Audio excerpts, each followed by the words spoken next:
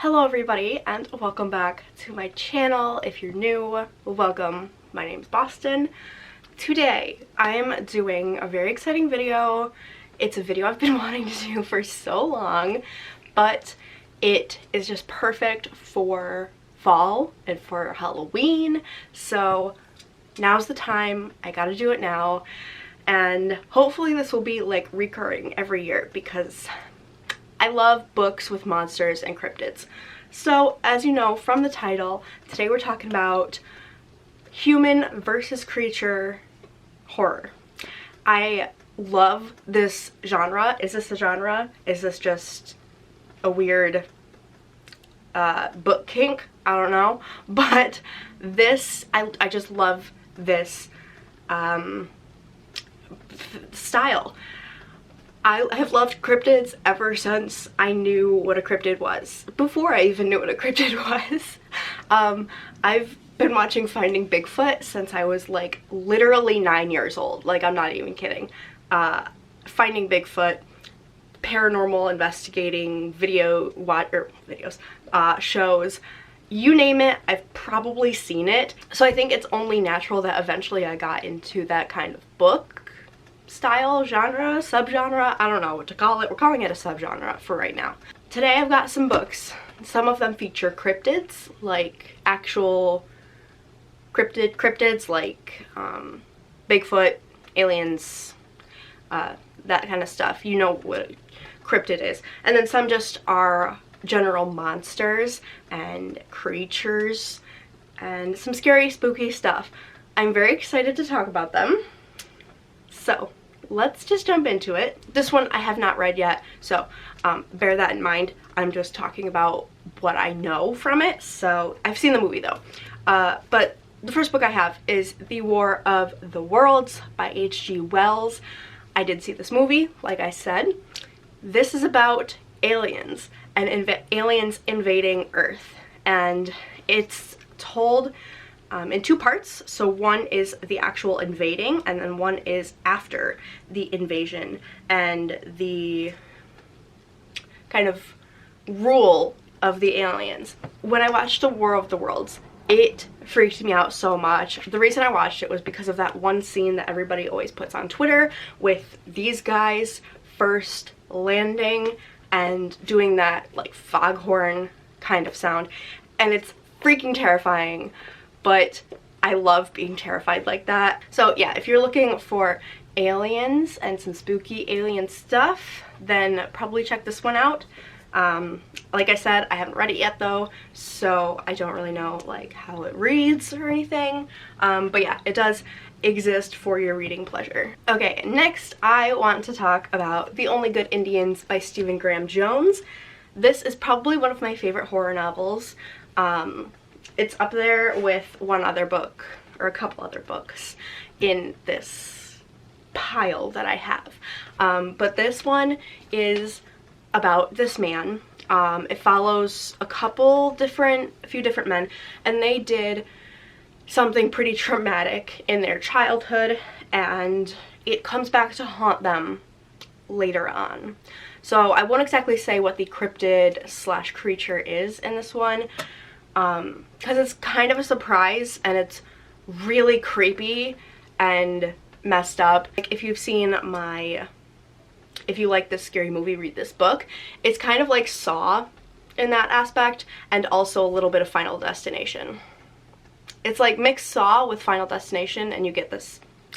It's amazing. Love it. And Saw and Final Destination are two classic, like the OG horror movies. Okay, next up I actually have a manga, and that is Gyo by Junji Ito. This is a pretty short manga for Junji Ito. I think his two others that are at least in this collection are Uzumaki, which I don't own but I need to own, and Tomi, which I have read and that's very good. But this one features sea creatures with legs. It sounds so silly, and it is, but it's so creepy, and it's just really weird. Let me see if I can find a really good picture for you. We've got, if you can see this bottom picture here, that's a shark with legs. Yeah. But it's just so good, and I really like this, and it's just gross and creepy. So if you like that and you like manga, check this one out. Okay, moving right along, we have The Luminous Dead by Caitlin Starling. This is a science fiction horror book, and it follows our main character who is kind of faking being, she lies on her resume basically, and she ends up getting this job as a caver, which she's not really qualified for. And so being a caver is very dangerous. She's on a different planet. She's going down into this deep cave system that has water, but most importantly it has tunnelers, and these tunnelers are basically giant worms that rely on their sense of smell and vibrations to get their prey. So she has to go down in like a completely sealed off suit. She has a woman that is like her boss, I guess, talking her through it, and helping her kind of navigate. But yeah, the tunneler is just an always lurking concern for the main character, and also for you, because you know, you feel like you're there in the book with her. And it's just really creepy and a lot of fun, and I love it. I love being scared, and this one definitely kind of gave me the chills. So, tunneling worms, but big ass worms. Yeah, basically I think this is technically a cryptid Mongolian death worm. Think that. Next I have Into the Drowning Deep by Mira Grant. This features killer mermaids.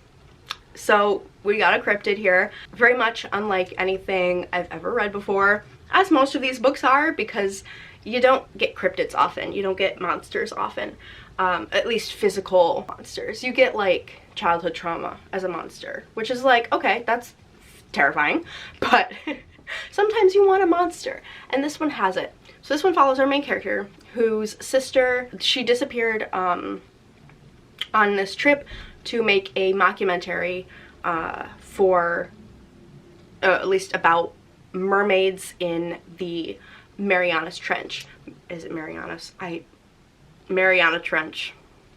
This is so embarrassing. Every time I talk about this book, I say Marianas Trench, which is a band that I used to listen to in high school. It's the Mariana Trench.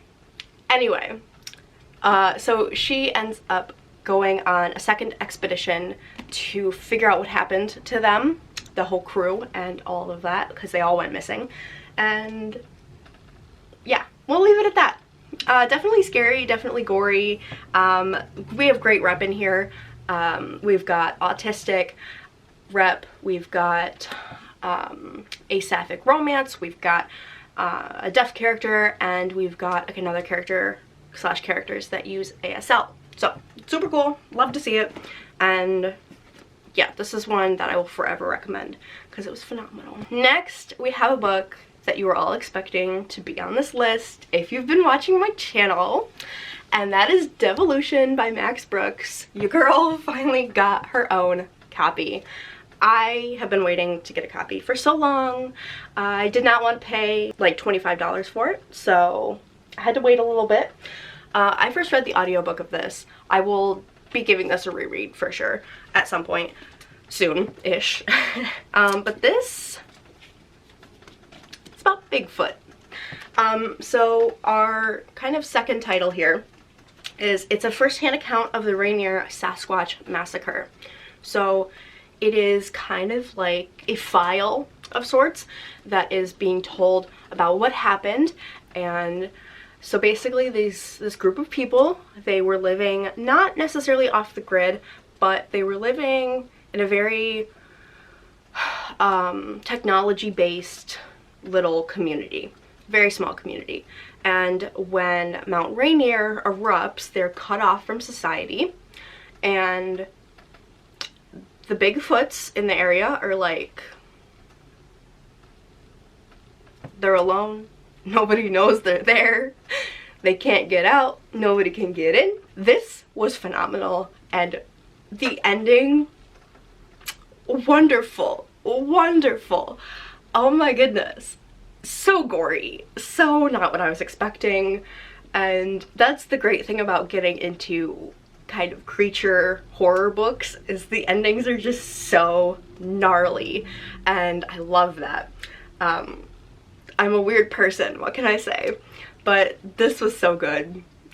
One of my favorite books of the year. Do I have to say any more? Please read it. It's freaking great. Okay, and the final book that I have to talk about is The Outsider by Stephen King. This is really good if you're into shape-shifting. So there's this shapeshifter, and this shapeshifter has committed a horrifying crime. Check the trigger warnings for this before you read it, because check the trigger warnings for all of these books before you read them, because I mean, I feel like it's necessary. But he commits a horrific crime, and the guy that he commits the crime in the place of, the guy that like he's wearing the body of, is kind of well renowned in the community. He's well known, he's well liked, and they have to figure out what the hell is going on, because the stories aren't matching up. Weird stuff's going down naturally. But yeah, this one was super creepy, and personally I really liked it. But yeah, if you're into shapeshifting and skinwalkers and stuff like that, then check this one out. It is quite long. I mean, it's a Stephen King, but it's quite good. So okay, so that's going to be it for this little recommendation video. If you liked it, let me know. If you've watched this far, leave me a creature in the comments. Any creature you want. Can be scary, non-scary. But yeah, thank you so much for watching, and I will see you in the next one. Bye-bye.